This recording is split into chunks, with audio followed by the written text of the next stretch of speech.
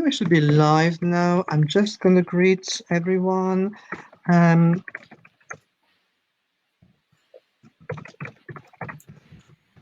ask people maybe to write their name as they join in. And maybe the place where they are hailing from. And then I take a stroll in the virtual space.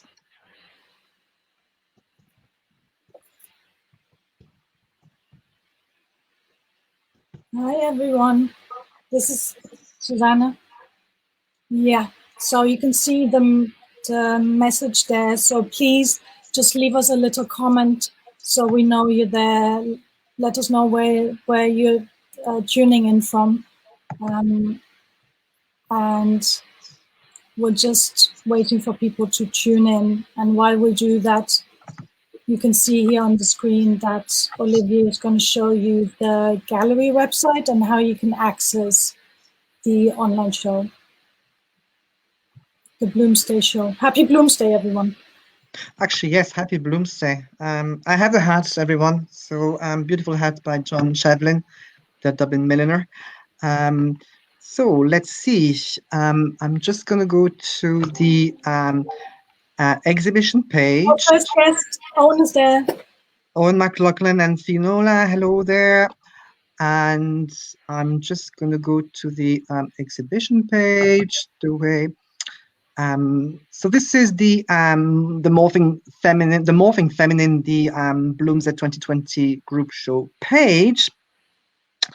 And on the page, actually, we have the artist statements and notes as well about their work, but we'll be talking about that today. That's really the whole idea of the evening. And we also have the static images that you can take a look at if you haven't already done so. I'm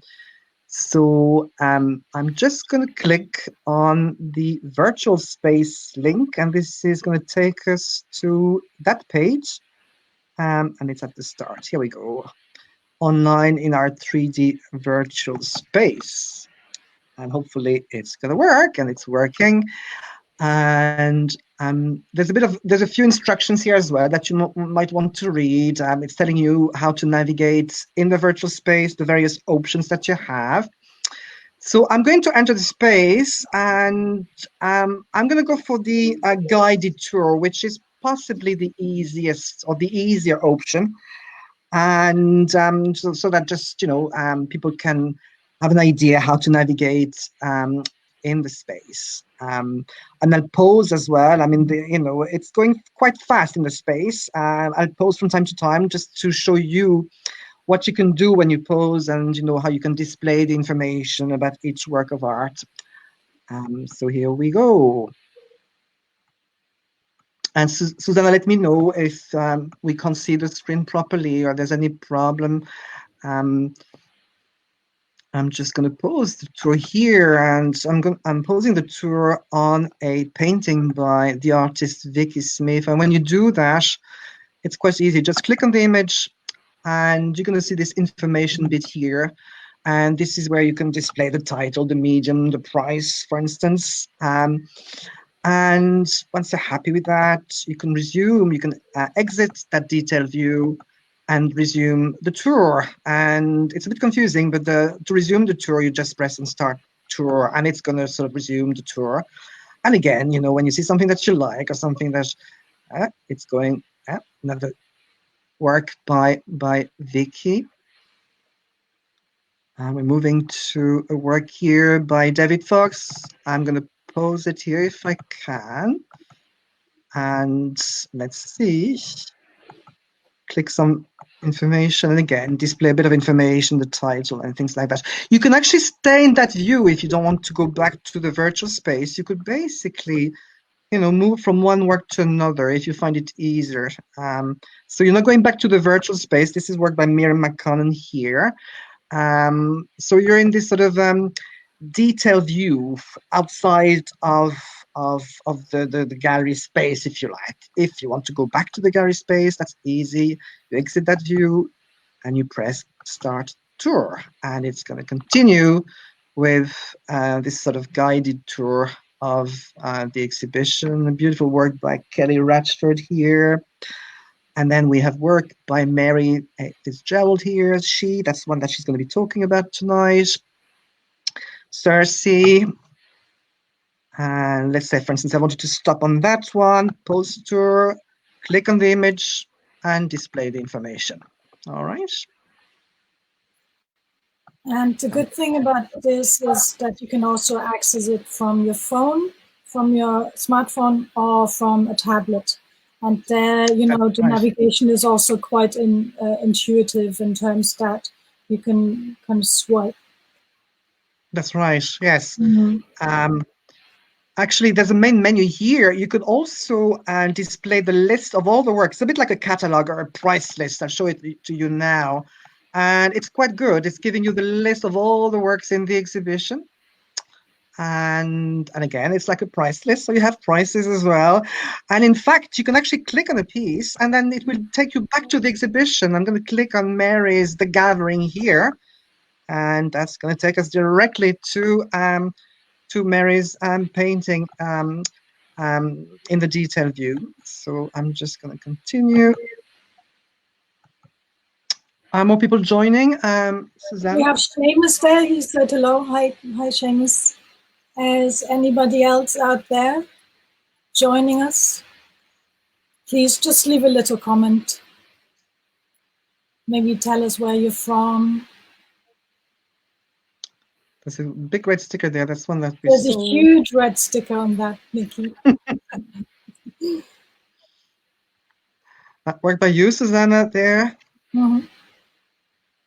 I love this one. I'm going to pause on this one. And again, for people to know, you click, and then that's how you display the information about the work. Wow, Don't know the sunbow is my rainbow. Sorry to interrupt. We have, talking about the sunbow, we have somebody there from Cyprus. So. Oh, excellent. Bringing sunshine.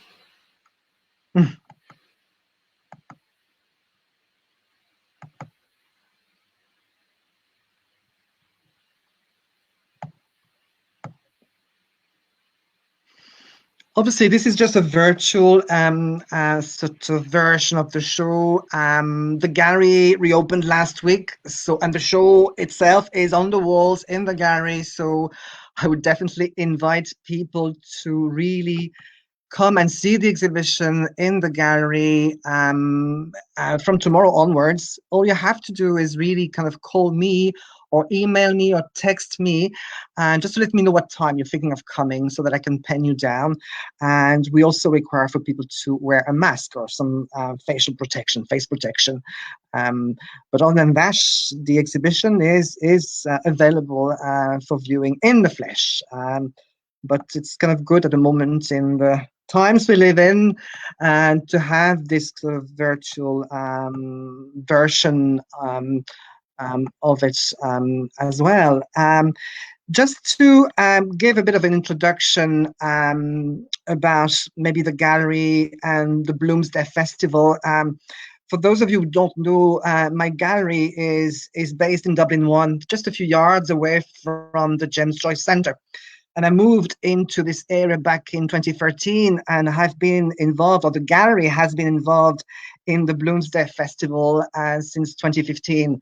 So this year is actually our fifth sort of Bloomsday exhibition, so a bit of an anniversary for us. Last year, the show was about food connotations and references in Ulysses, and the title was Olives, Oysters and Oranges, and it was based on a PhD thesis by Dr. Flika Small, and we had two gallery artists in it, Yanni Peters and Owen McLaughlin, and then I invited other artists, and it was a watercolor exhibition. And so after last year, I was just wondering what I'd like to do in terms of themes for 2020. And I engaged with the James Joyce Centre, Jessica Peel-Yates, the then director of the centre, and I was looking for ideas. And what I had in mind as well is, instead of inviting artists, I would work with the AGA group, which is sort of this kind of almost like a collective within the gallery, a group of 8 different artists. associate gallery artists. And then I realized that the majority of the artists in that group are women artists. So I thought, so the idea of the feminine in Ulysses sort of, that's how the idea sort of came about. And having talked to the Gender Center, they gave me some more ideas. And in addition to the AGA group, I also invited two of the gallery artists on food last year. We also had a film in the exhibition, Molly Soliloquy by the actress Caitríona Ní Threasaigh, and Caitríona also performed in the gallery on Bloomsday last year. Well, this year, Molly is not in the gallery. She's actually at home. And so without any further ado, and let me make sure that I can do this properly, I'm going to remove ourselves, if I can, from, that's it. I only have, and I'm going to, I still have Nikki there. Goodbye, Nikki, for the time being. Have I removed everybody? Not yet.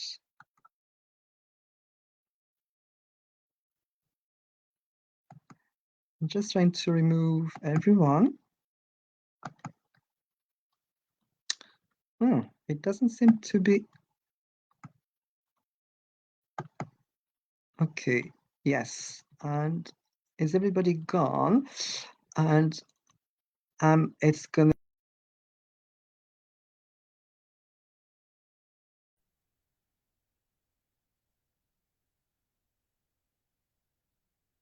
The sun shines for you today, he said.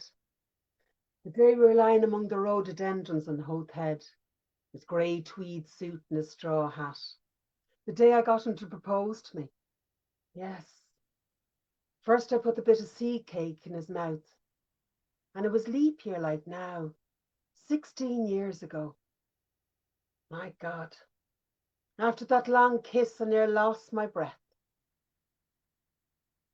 Yes, he said I was a flower of the mountain. So we are flowers, all a woman's body. Yes, that was one true thing he said in his life. The sun shines for you today. That was why I liked him. Because I saw he understood or felt what a woman is. I knew I could always get around him. And I gave him all the pleasure I could, leading him on till he asked me to say yes, but I wouldn't answer first. When he looked out over the sea and the sky, I was thinking of so many things he didn't know of.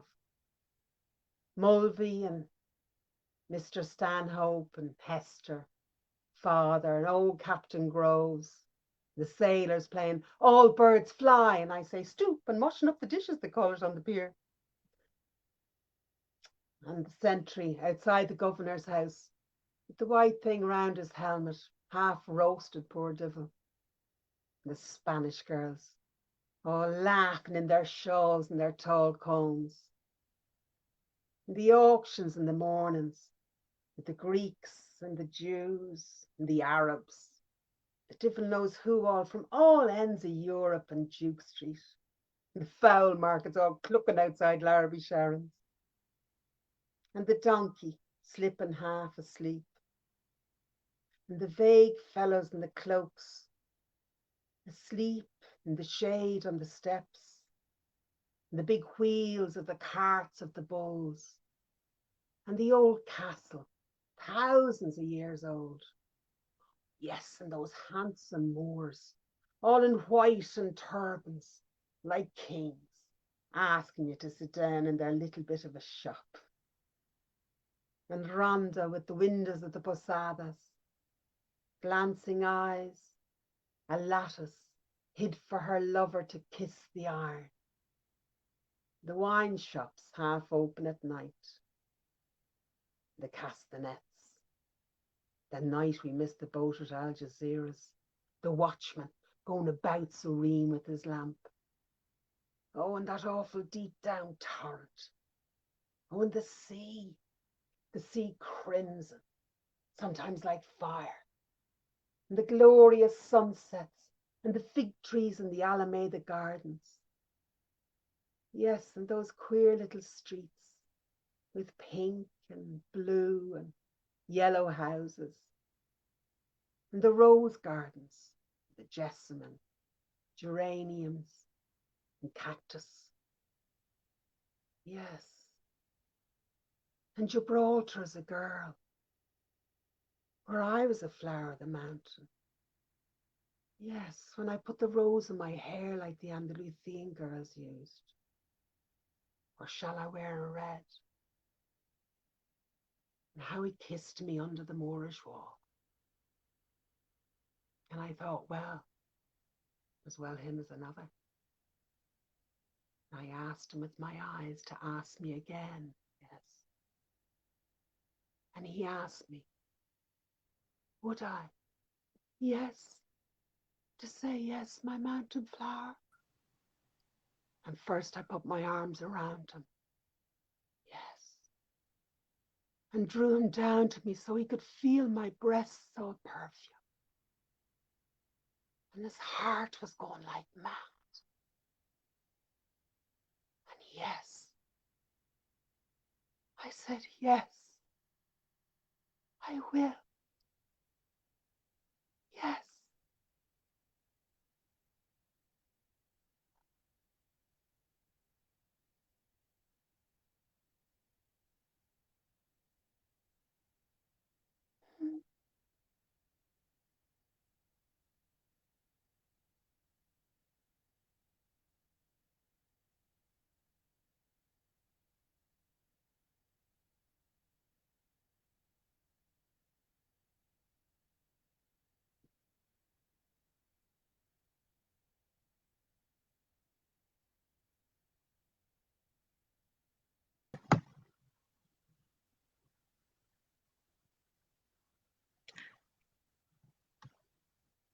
This was Caitríona Ní Threasaigh. Thank you.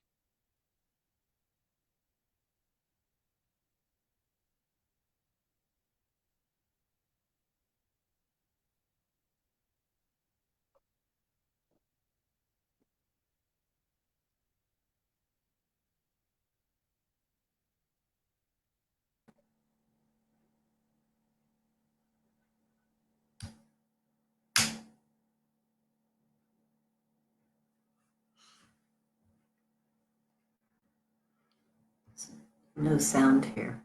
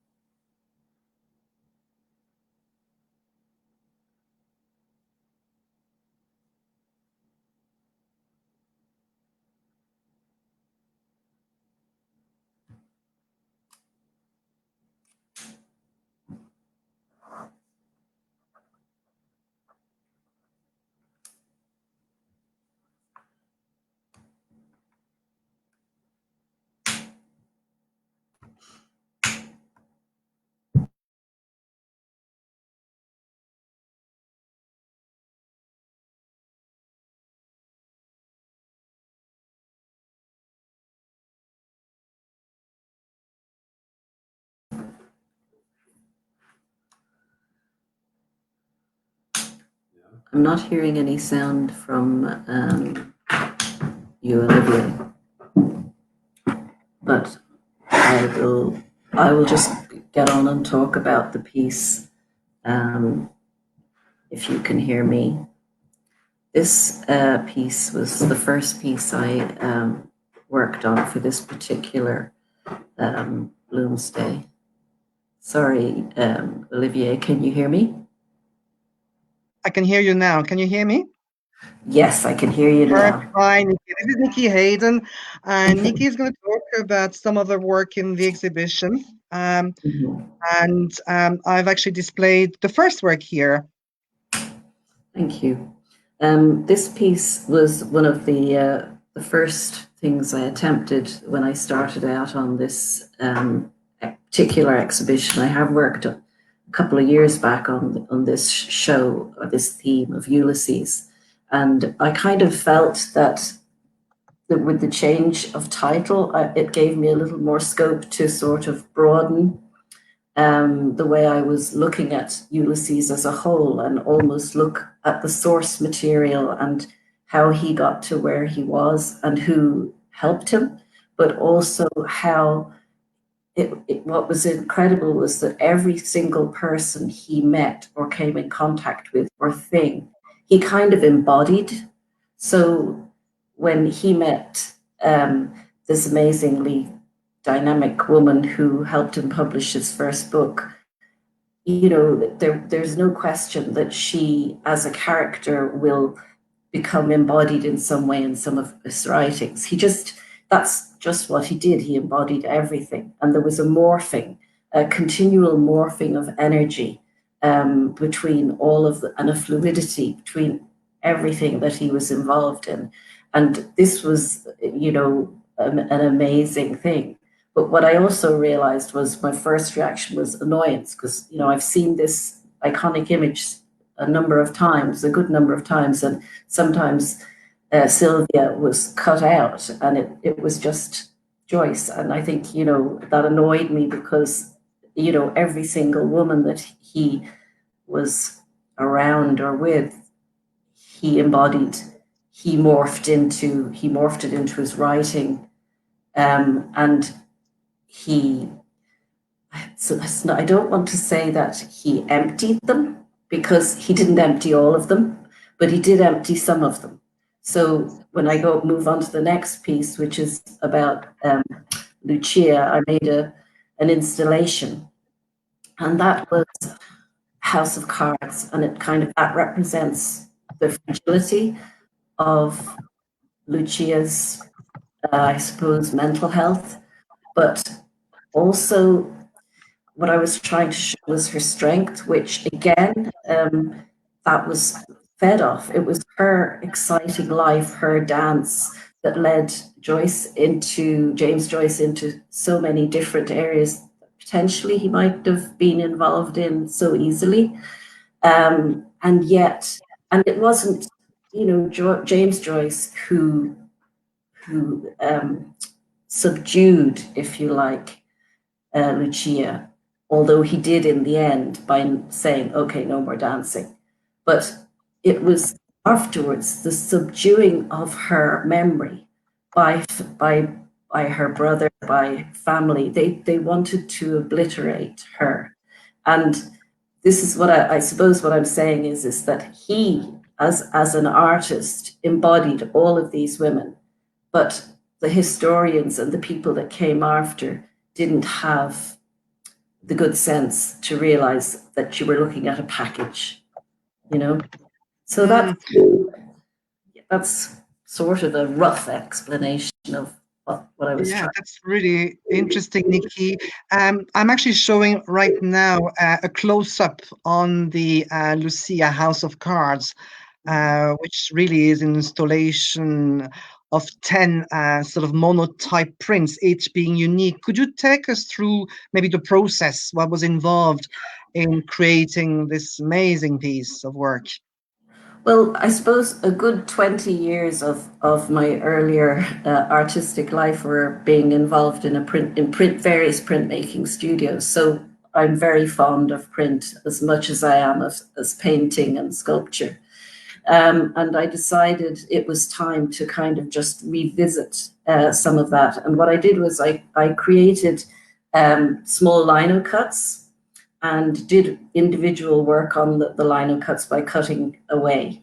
And I didn't want to have any ink involved. I wanted it to be a pure embossment. So I got some really nice thick German etch paper, and I have a little press at home, and, you know, put it on full whack pressure and put the lino on in the original position, you know, each little piece placed, and then ran it through the press. And then the next one, I changed the position. So effectively I animated it. So, you know, that I ended up having the exact amount of animations that I wanted. And I didn't want any one to be the same, because I couldn't imagine that Lucia would have stood still for too long, you know. And it's very interesting. And I was reading your notes or statement about this idea of like the house of cards, really kind of referring to the fragility Mm-hmm. of the person, not of the person per se, but what society really, because she Yes, was really stopped in her tracks, where she she was was. a person, and it's clear from the effigy and the actual body of Lucia. So the fragility is really all those obstacles that society really places on individuals, and in this case on women, right? Yes, and I mean, at that period of time, women were being given this enormous freedom, and yet, ooh, put your head above the parapet and you'll get it knocked down. So it was like as though you were given this sense that you could be wild and, you know, sexually free and all of those things. But then there were boundaries that you couldn't cross. Like her sexuality was very fluid, as you know, as I feel in a way, James Joyce is, because he embodies women so easily. Um, so, you know, you take away one of those cards and that'll still stand for a bit, but you keep taking pieces and pieces and tell somebody, I suppose, enough times that what they're doing is not right, they'll begin to believe you. And then they'll begin to think of themselves as not sane. And, you know, at the very end of her life, I think she didn't think she was worth visiting, which she hardly did get a visit. I mean, I just would have loved to have seen what she could have been. But she was a victim of her times and, you know, the need to write women out of history, you know. It is an amazing piece. I would really invite people to come and see it in the gallery. I mean, when you look at it closely, you realize that each piece, and it's made of 10, if you like, folds, and each is actually different. So the effigy of Lucia is actually different. The embossing is different. So it's a beautiful piece of paper, and Nikki has achieved that without using any ink. So it's just embossed paper, you know. So it's just it's a beautiful piece. Well done, Nikki. Maybe just to add, what as sort of I've been, you know, the gallery has been involved in the Bloomsday Festival for the last 5 years, and for me, what is really interesting is that the Bloomsday Festival is not just about Ulysses. It's also about, as we know, Ulysses is, you know, full of fictional and real life characters, and the Bloomsday Festival is also about that. And we have characters that are celebrated in the Bloomsday Festival, almost like a forget-me-not.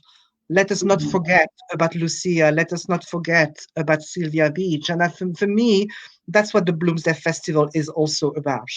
Yeah. So thanks a lot, Nikki. I don't know if we have any questions, Susanna, from anybody on Vicky's work. If not, I'll bring up the next artist.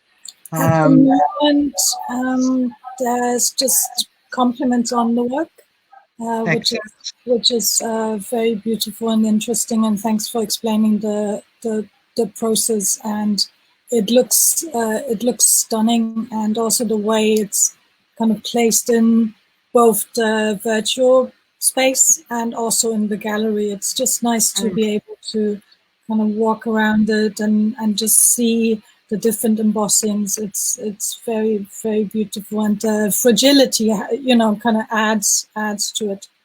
Yeah. Yes, and you know, in the gallery we placed it in such a way that people can actually move around it as well. I'll put a little sign for people to be careful. It is a house of cards at the end of the day. But thanks, Nikki, and I'll let you go. We might bring you back later, and I'm going to bring up the next artist, and this time I hope I'm going to do it properly. And Susanna, I'll let you go for a minute. And Mary F. Fitzgerald. Hello, Mary. How are you? Hi, everybody. Excellent. I'm just going to bring up your work. If you just let me give me a couple of seconds. Let's see. I'm actually looking, and this is actually an online catalog on the Kunstmatrix website that's hosting this virtual exhibition. and it's another way of looking at the works, you know. So Mary, do you want to start with the sheep painting, maybe? Sure, yeah. I kind of approach this in a way Great. Of looking at one particular episode called Circe, which I'll talk about now. But the way I work is very intuitive, and it's very much based on a sort of eclectic gathering of objects and image and things that might suggest things and things that move out in and out of meaning for me. So I like a lot of people have a on-off relationship with Mr. Joyce and his novel, and I pick it up and I put it down, and every decade I try and try and try again. But the pieces that I most respond to are color, noise, sound. So I reacted mostly to Circe, I hope I'm pronouncing that correctly, and that idea of hallucination and the real, the subconscious and the conscious, the morphing of the male, the female. And I was very conscious of making these in lockdown, and as I was listening mostly to the book on audio, and the noises and the body and the calls and the sheer cacophony of the whole thing. Also, Joyce's use of color. So in the piece She, I am interested in the title holding SHE and HE, and that twist on language. But also, if you might see this image now, if the way I work is very intuitively, and things start to emerge and things start to appear, perhaps. And I'm interested in your interpretation, those of you who are looking at this image. But to me, possibly a equine or a Trojan horse starts to appear, and I really related to that, and references to the equine in the novel and fierce characters and the race horses. But I reacted to the space between reality and hallucination, the conscious and the subconscious, but also life lived on the streets. And if I could move on to the next piece, Olivier, if you're... Yes, let me just go back and sorry.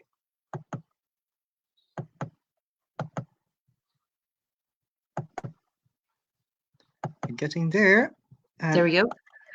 Circe.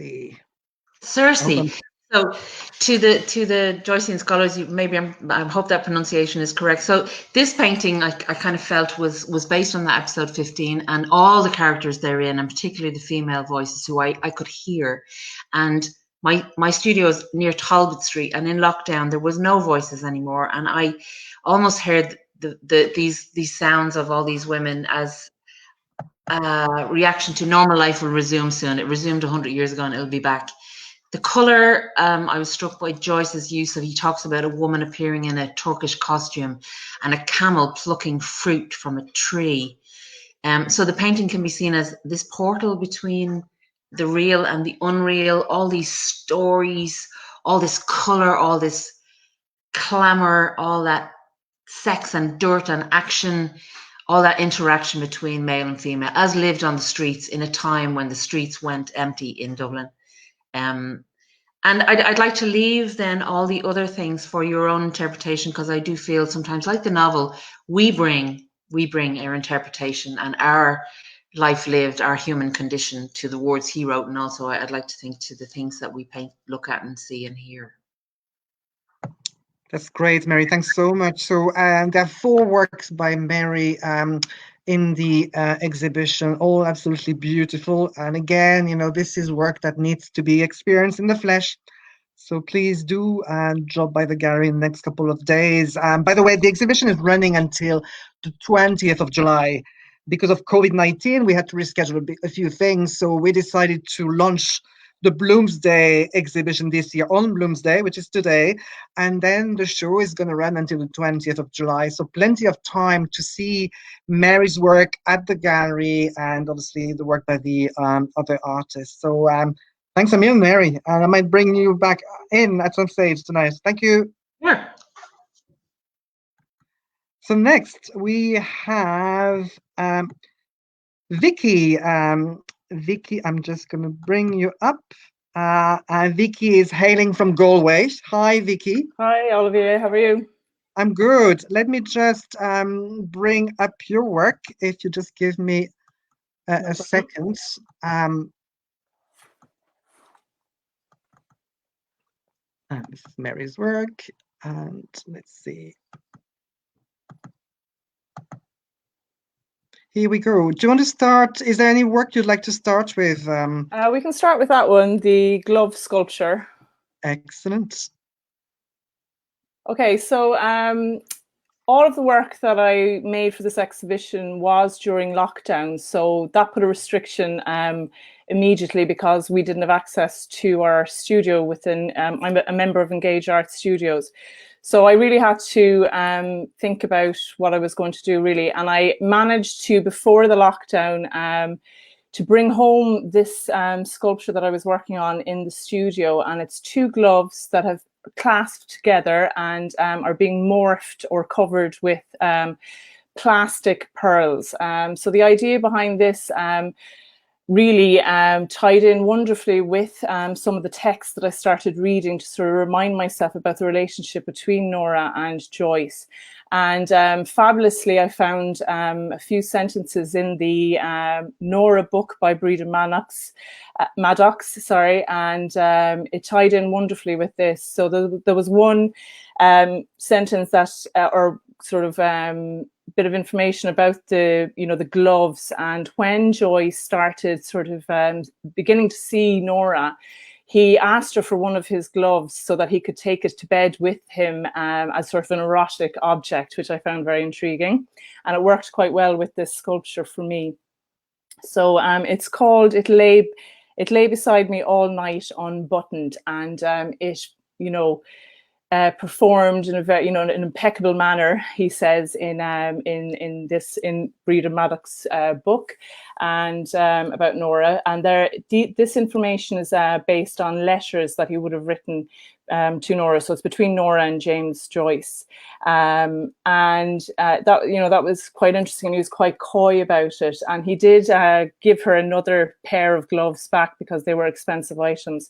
So the fact that James Joyce loved female garments, I found quite interesting. It tied in beautifully with the work that I'm currently working on, because I thought it would have been very forced to create brand new work. So this sculpture worked well in that regard. It's a two-dimensional, very delicate piece of work. It's life-size. They're found pink gloves. So they've been stitched together with pearls. So it's very organic, very immediate, and life size. So I think it's presented on a plinth within the gallery, in Olivier Cornet's gallery. So, and for the virtual, it looks like it's sort of attached to the wall. So it could be placed on a small shelf, for want of a better word, but it's life size. So yeah, so sort of very morphed, so Morphing Feminine, relaying the whole sort of glove conversation that Nora and Joyce had. So that's the first piece. Excellent. Let me look at the... Yeah, so alongside the sculpture, I was looking at two paintings. Now, these paintings sort of started in 2017. So we've got, this is called, it's a quote, it's a line from one of Yeats's poems, or it's the title of one of his poems, "My love wears light attire." So there's a funny sort of letter that he wrote to Nora, or he commented to Nora, quote unquote, "Why do you wear those cursed things going to bed?" So, women of Nora's age or time would have worn corsets. So this very restricting undergarment that they would have worn. We all know, all women know what corsets are. They still actually do make corsets today, sort of contemporary corsets. So it restricts the waist and makes the figure look fantastic. So this sort of worked quite well with a painting that I've been working on, and it's based on a series of photographs that I took in the studio post-pregnancy. So I look a bit sort of more rounder shouldered after I'd had my baby girl, and I had these props in my studio, a bedroom lampshade, an old mop head. There's a series of photographs that sort of support this body of work. So I was really, really enthusiastic when I read that James Joyce found women's garments as extraordinary as their bodies. So they're self-portraits. I'm wearing a mop head on my head, and they're sort of reclaiming the identity and looking at the domestic sphere, whereas Nora was sort of, within her time with James Joyce, was sort of restricted by the garments, but it's still, you know, the idea of being restricted. And alongside these paintings, you know, I wrote a small text piece to contextualize, and it's available on Olivier Cornet's gallery. And it's basically a weaving in of sentences from Breda Malloch's books on Nora, a couple of sentences from Ulysses, and letters of correspondence between Nora and Joyce. And I just think they're very playful, very humorous, and the letters really reflect a very ordinary language from Nora. He craved her sentences, and you know, she was such an icon for all his female characters within his writings, and I think she should be celebrated in that sense. And you know, some people said that James Joyce was extraordinary and that Nora was very ordinary from Connacht, this sort of wild Western woman with her wavy black hair and firm mouth and voice, a very lustrous voice. So I sort of connected always. I've read that book, you know, many years ago, and I always connected with Nora in the sense that she's from Galway. I'm from Galway originally, and you know, I also moved away, and I moved to quite a lot of places, and the fact that she ended up moving out of Ireland and living abroad with Joyce, you know, she's a very exotic character, and I think she needs to be celebrated. So these female portraits, I find them quite powerful, and they're, you know, they're very domestic statement, but they're tying in with sort of the collage of language and texts from the many books the books I read. So yeah, so it's a celebration, and I look at sort of drawing on a history of feminist performance. So the idea that these paintings originated from a sort of performance of photographs first in the studio gives them a bit of longevity and substance behind the work. So I'm open to any questions anyway, so I hope that sort of contextualizes a little bit, but please, by all means, read the text that's on the Olivier Cornet website, as it will give you some background, further background to the work. Yes, thank you so much, No problem. Vicky. Just to, I'm displaying the wrong, let's see. Yes, so Vicky's sort of statements and documents alongside the other artist documents are on the exhibitions page on the website. So it's the Morphing Feminine. We tend to go with very simple words in terms of the names of the exhibitions in, you know, the files there, so that you should be able to find it quite easily. Yeah. Thanks a million, Vicky, and we might talk problem. to you again later. Thanks again. All right, thank you very much. Thank Enjoy you. the show. Thank you. I'm going to bring up next is Miriam McCunnan. Hey, Miriam is hailing from Cyprus. Hi, Miriam. Hi, Olivier. Great to be here. How are you? Good, yeah, Excellent. very good. Today we're going to try and bring up your work. Yeah. So my paintings, two paintings, which I did for this exhibition, the Morphing Feminine. They're both entitled Bloom's Lace Trimmings 1 and 2. They're small. They're small scale, oil on wood. What my kind of idea was, if you're looking at the paintings themselves, they're depicting scenes from Leopold Bloom of Dublin. I kind of morphed together different images of buildings from the early 1900s.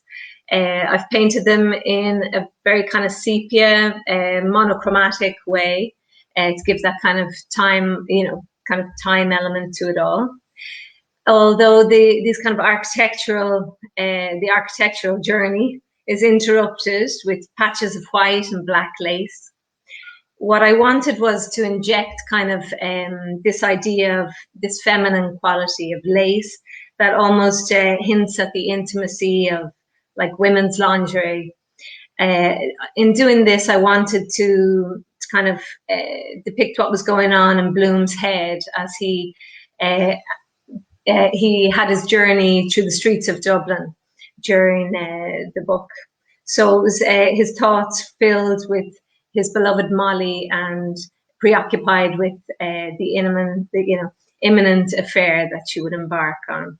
So this idea of kind of trying to escape, but this idea of what was happening at home was going to keep with him through his journey. When I began thinking about these paintings, I really liked the kind of irony in Joyce's reference to Homer's Odyssey and this idea of Odysseus's journey over decades in order to go back to his faithful wife waiting for him after he embarked on many adventures. And I like that idea to kind of depict, Leopold Bloom's journey, which isn't over decades, in one single day through the streets of Dublin, and his preoccupation with his not so faithful wife. So that's kind of what I was looking at. That kind of I like that kind of irony in Ulysses. I found it, very challenging working. Again, as we've done before with Olivier, to work in response to literature, and especially at this kind of challenging time, not been able to work in my studio as well. So it was really interesting, and I'd like to thank you, Olivier. It was great, challenging, and really wonderful to hear all the other interpretations also of the, to the exhibition and the whole theme. It's so broad, you can, there's so many things we can interpret, and with our own lives as well, our own interpretations. It's good. Thank you, Miriam. How have you found working? I know that in Cyprus, the rules are quite strict, and in terms of the lockdown there. I mean, could you tell us a bit about that? Yeah, we were very much we couldn't go within just a 1,500 meter radius of the house, so we had to send messages to the government in order to be able to go out. We had one pass a day at one stage, so we were very restricted within the house. But now all restrictive measures are gone now, so we're moving freely, 0 cases now. So, but we'll see when tourism begins, which it's beginning now, how it'll all pan out. But in terms of working as an artist, I think, you had to change tactics, work in a different way. And I think, as you can see, I've begun to work smaller.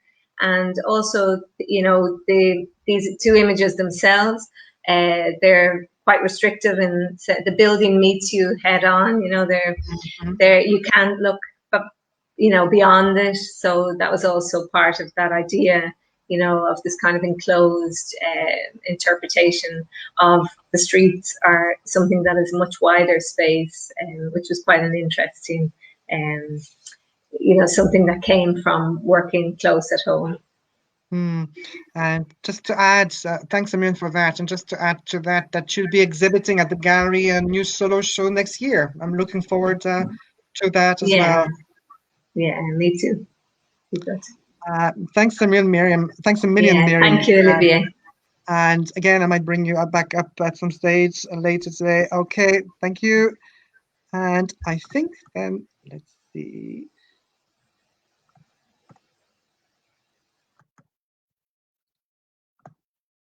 Next artist is Susanna.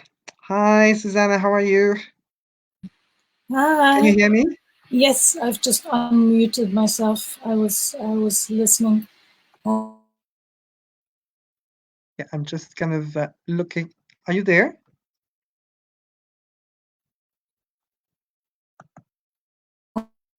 Very engaging, and the different points of connection that we found. And also hello to everyone that's listening live at the moment. And if you haven't said hi yet, just leave us a little comment. And also, if you have any questions to the work that's already been covered or anything else, please just send us a comment as well. Excellent. And I think, Olivier, you're going to call up the work that I have in the show? Yeah, let me just go back. Yeah, and also I left a link in the comments to the site where you can access everything that Olivier is showing at the moment as well. Hi, Lita. We have somebody saying hi. I'm very happy to get feedback from our watchers and listeners. Thanks so much. I've just displayed one of your work there. Oh yeah. Okay, so this piece is called "Don't Know My Sunbow from My Rainbow," and it is, I like, you know, what I admire. You're breaking, Susanna. We can't hear you. Enjoy incorporating in my work, especially in titling pieces. So for this, kind of playing with, I came to the title after the image. I was kind of looking at like the overall work of Joyce and his life, as, you know, other artists have done as well, like Nikki with her House of Cards, based on his daughter Lucia's Joyce. And Lucia was a big inspiration to Joyce, and he also, you know, was said to call her Rainbow Girl. And in Finnegan's Wake, actually, there's episodes with Rainbow Girls that are different kind of manifestations of Izzy and Lucia. So that's, since I work with photographs, either from my own archives or myself, or photographs I've bought online, I found this photograph of myself where actually a rainbow was shining on my face, and I captured that moment. And then I do kind of work with the photograph itself.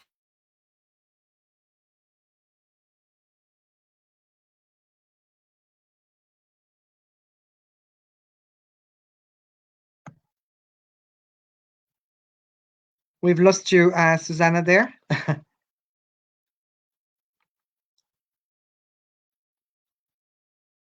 I think we've just lost Susanna.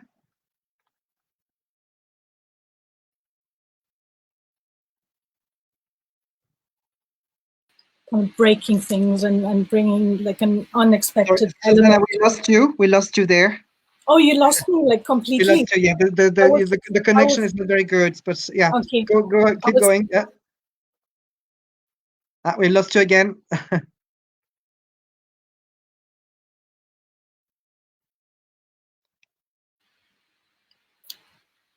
Okay. What did you hear anything I said? We've lost you for a while. Are you still talking about the first painting? Yes.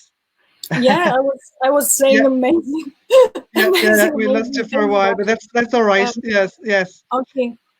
So, like I'm working with the image of the rainbow, referencing the Rainbow Girls in Finnegan's Wake, and also the rainbow is something that I do kind of associate with Ireland and living in Ireland.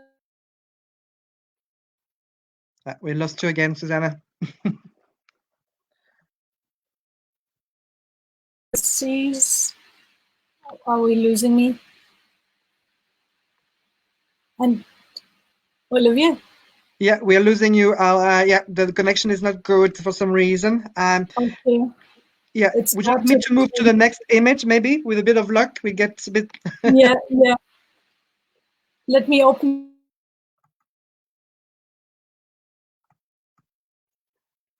This is a painting that I absolutely adore. Mandy Mount, Sandy Mount. I absolutely love the title. I think you're freezing again, Susanna. I'm just showing this beautiful printing. Susanna calls them printing. She uses transfer prints and patterned items of clothing as well. And I don't know if you can see that while we're waiting for Susanna. In the middle of the painting, there's a series of buttons, so you could almost unbutton the painting. So it's absolutely a brilliant painting. Those of you who know the gallery, I've placed that painting between the two windows, and it's a quite large painting. And I think we still have lost Susanna. Unfortunately, these things happen. Thanks, Lita Note. Yeah, thanks for the feedback there. We're getting a lot of very good feedback. Thank you so much, everyone. I was just saying that we've lost Miriam. Okay, I'm going to re-add her to the stream. Hi, you're back? No.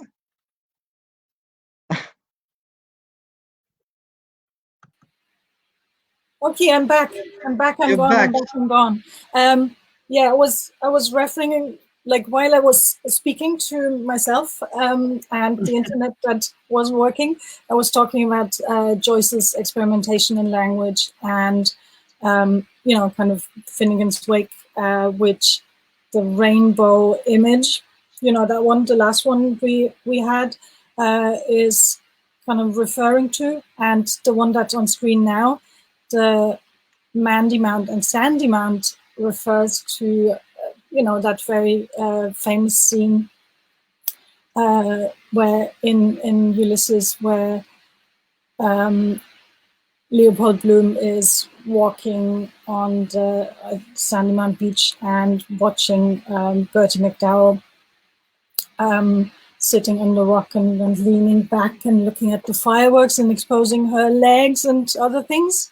And so this work is kind of very leg centric, I'd say.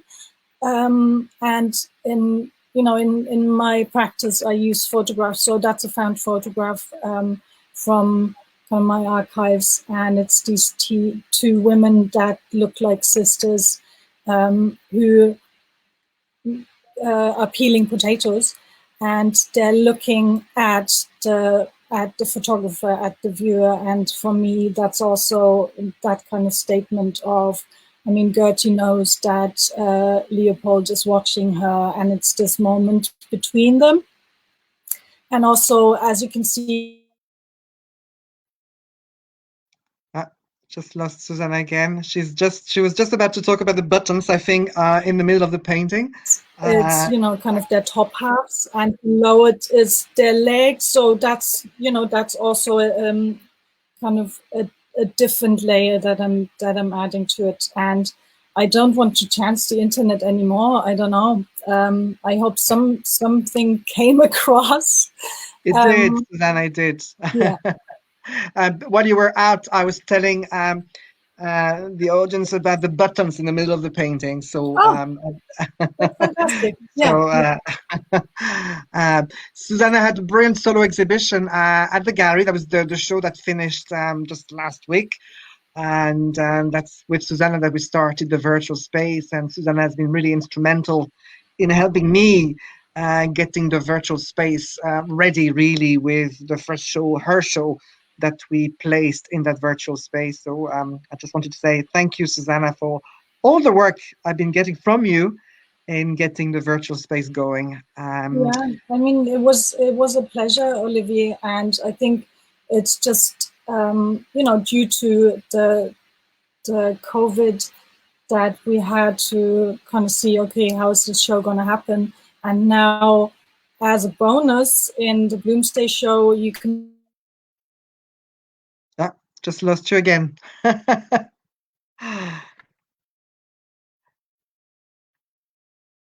and see the show until the 24th July. Excellent. Thank you, Susanna. I'm going to bring in David Fox. So we might... Are you hiding behind the book? Yeah. I'm going like just offline. You know, offline works all the time, so that's good. Thanks again. Talk to you later.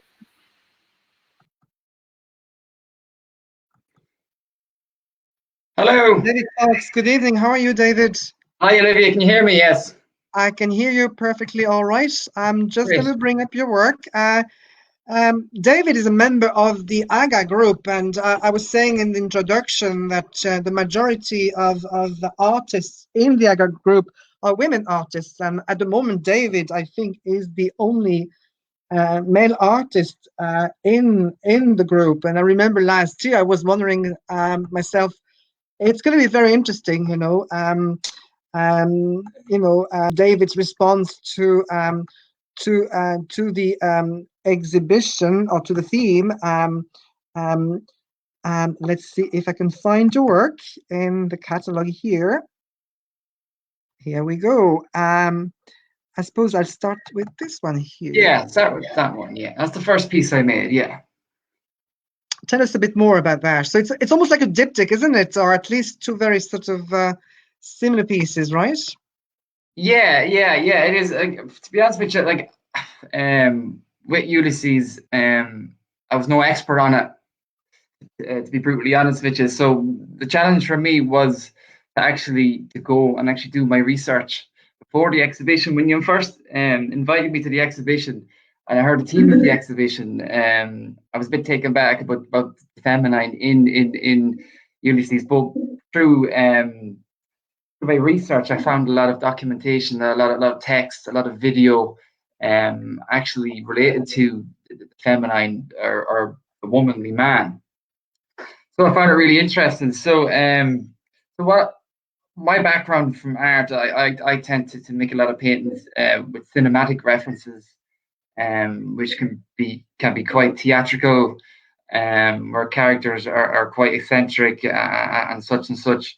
So this was really appealing to me. So I kind of turned to video, essentially. So with this painting here, what you're looking at is a film still, which I translate into paint. So the first one's taken from the brothel scene in Ulysses. So I came across a video of Ulysses from 1987, which was some commentary on it, which was very interesting. So I kind of learned about Joyce's obsession with feminine, and in the brothel scene, you can kind of see, I've depicted him here as kind of submissive to the woman, looking up at her, almost obsessed. Like, so that was what I was trying to capture there.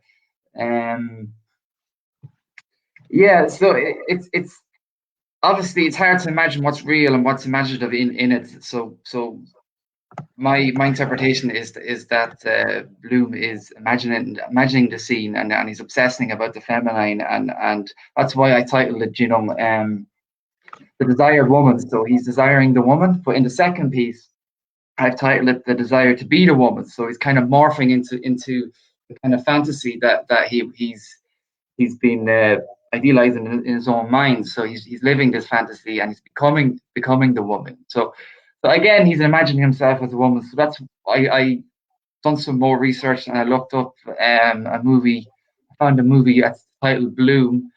Has a very famous Irish actor, Stephen Ray. I'm not sure if you've seen that before, but it's a very kind of eccentric, kind of dramatized characters, very extraordinary, posed together. So I think you can see that in the work, and you can see that it's very theatrical. That crop setting kind of sets that tone as well. Yeah. I love that device that you've been using for a while now, sort of, cutting sort of, as if still from a film or a strip, or, I love that. You did that for the previous group exhibition, drawing on Don Quixote as well, and this sort of cinematic sort of image or imagery, and I think it's a brilliant thing, and it is a direct connotation, I suppose, to a film still. I usually work from my own photography, and that, to me, like taking a screenshot from a film still kind of keeps that within my work, where I take the photographic image and then break it down and translate it into paint and bring in my own, painterly style and the way I apply paint, which is sometimes quite crude and quite loose and infers atmosphere. What I think is amazing, and I'm always amazed every time we do a group exhibition and I choose a theme, is to to try and anticipate what the artists are going to come up with. And I'm always very surprised in a very nice kind of way that you, the artists, always come up with something I absolutely did not expect. And yet, it's within your practice, within your current preoccupations. And I always admire that, the amount of research that you all do, and this idea not to really compromise with your practice.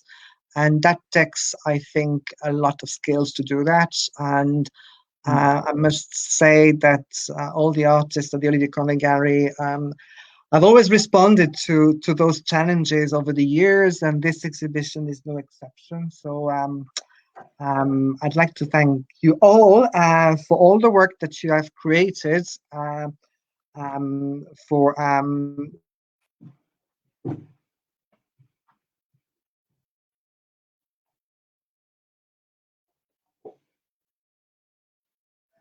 Still there, Olivier?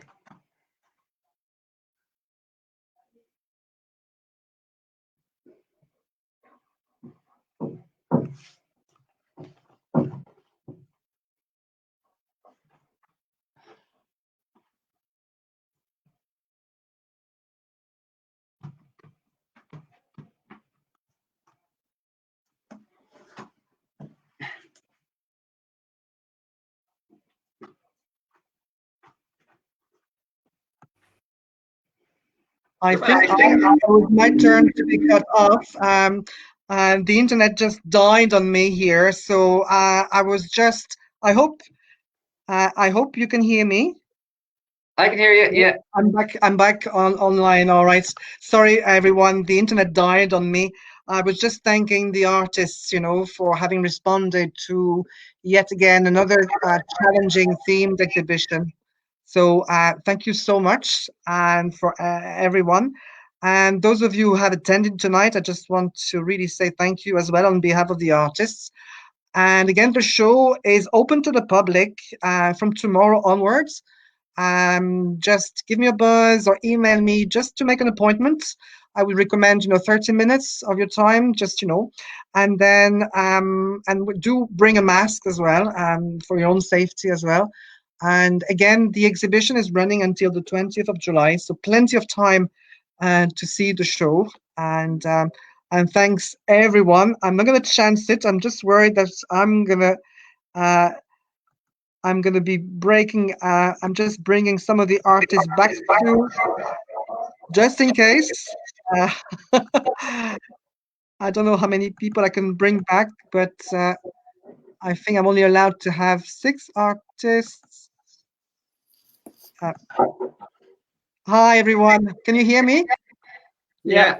Okay, good. I just wanted to thank you. Sorry, the internet died on me, so thank God that happened during the end, towards the end. Yeah, I just wanted to say thank you to all of you for having produced this fantastic body of work. The show looks fantastic in the gallery. The virtual space is what it is. Nothing replaces the experience of seeing an exhibition in the flesh. So I would encourage members of the public to come and see it. I'll be there, and see you soon. I don't know if anybody wants to add anything there, but Happy Bloomsday, everyone. Yeah, happy Bloomsday. Happy Bloomsday, everyone. Yes. Yeah, thank you. Thank you, Olivia. Thank you so much. Thanks, Olivier. And welcome. Hopefully I'll get up to Dublin and see it. Please. Thanks, everyone. Well done, Bye-bye now. everyone. Take care. Bye. Bye.